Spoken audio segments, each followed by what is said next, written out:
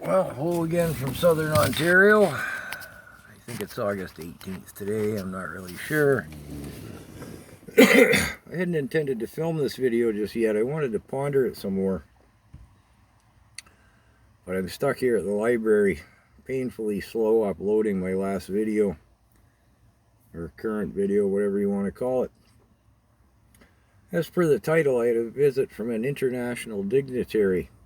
Now, let me stress, this is a fictitious story. This isn't true. It's fiction. Okay? So, haven't seen this fellow in, over 2 decades. Showed up at my door, wow. I don't travel in those circles anymore. I haven't for quite some time. Let's leave it at that. So I was taken aback to see this individual at my door. And, after we exchanged the pleasantries and the houses and what's is it and the who's is up to's and all that business, he informed me that I have quite a following in amongst his organization.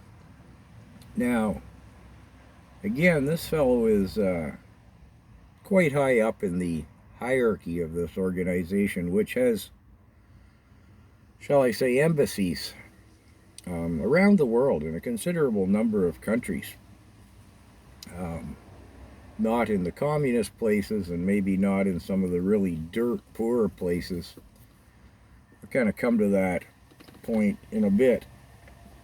Again, bear with me here if I kind of bounce around a little. I hadn't thought my way up through all this, quite how to present it. Anyways, he said after their weekly business meetings, once they're adjourned and the pool table and the bar and the girls are open, it's party time. And at almost all of the embassies, Common Sense Carl video is quite popular. They often play one, as the start of the party begins. And again, I guess a lot of popularity. And I said, well, gee, it's not showing up in my numbers as 60 subscribers. There's thousands of your people in your organization across this country and tens of thousands across the globe. And he said, yes, well, for a normal citizen to be affiliated with us, our organization, well, they're considered a criminal organization. And he didn't think that they'd be doing me any favors to be making that association at this present time, while we're still, at least on paper, a democracy, and at least in theory, still have free speech.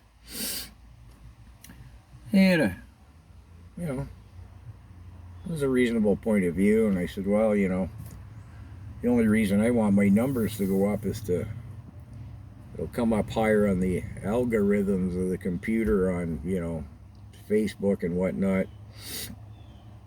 Maybe I could sway a few more sheeples. So, anyways, the point of it was, in a previous video, I'd said why Trudeau, when the time comes and he's going to need his little brown shirts, because the police and the military aren't going to back him. That time, I mean, when our democracy ends and he begins his dictatorship. And the brown shirts were Hitler's first police force, if you will, paramilitary. They were before the feared SS and the Gestapo, before his dictatorship agenda was far enough along that he could openly declare himself to be God. He had the brown shirts. They went around and collected the citizens' arms and, a whole bunch of other unpleasantries that go along with a democracy deteriorating into what was called Nazism, but You could call it a dictatorial communism, call it what you may. We call it Nazism. So his organization had been approached by Trudeau to serve as, in essence, Trudeau's brown shirts, because this organization already has a uniform. And again, Trudeau's going to need somebody to brown shirt for him, because again, the police and the military aren't going to back a dictator. They said, oh, I imagine he brought gobs of money, did he?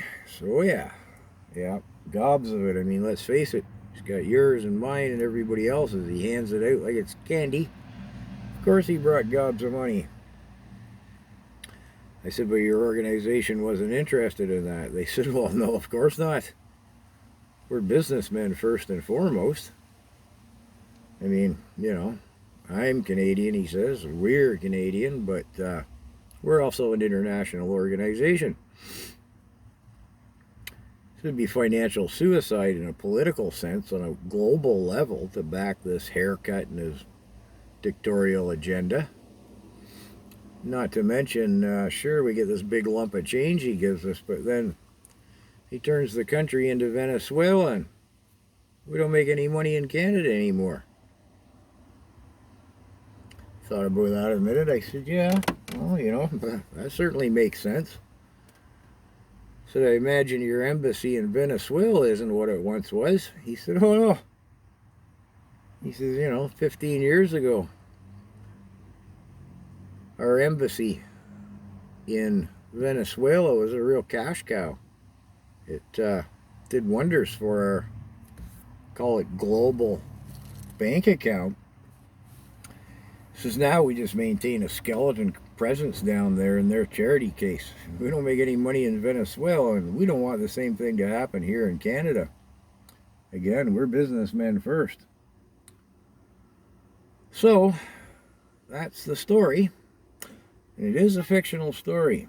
Bear that in mind, okay? Fictional story. But I think you can figure out who all those people are, can't you? So that's the story. As always, good luck to all of us. We need it. This guy's got to go. And he should be brought up on treason for that matter.